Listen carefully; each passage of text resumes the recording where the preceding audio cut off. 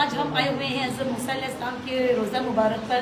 تو ان کے روزہ مبارک کے بعد یہ دیکھیں ایک سینٹری لگی ہوئی ہے اور اس میں عربی لکھی ہوئی. تو اس کا ترجمہ یہ ہے کہ ملک الموت ایک بار حضرت موسیٰ علیہ السلام کی روح قبض کرنے کے لیے آئے. تو حضرت موسیٰ علیہ السلام نے ملک الموت کی جو ہے وہ آنکھ کھول دی تھی. تو ملک الموت جو ہے وہ اللہ تعالیٰ کے پاس گئے اور ان سے کہا کہ آپ نے جس بندے کی مجھے روح قبض کرنے کے لیے بولے اس نے تو میری آنکھ کھول دی, تو اب میں کیا کروں؟ تو اللہ تعالیٰ نے فرمایا ان کی پہلے تو آنکھ ٹھیک کی.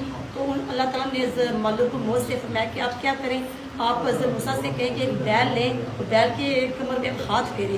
جب وہ ہم ہاتھ پھیریں گے تو اس کے بال کے برابر جتنے جو بال ہوں گے نا پیٹھ پہ اس کے ہاتھ پھیریں گے تو اتنے آپ کو جو وہ عمر زندگی ملے گی. پھر حضرت موسیٰ علیہ السلام نے ملک الموت سے فرمایا کہ اس کے بعد کیا ہوگا؟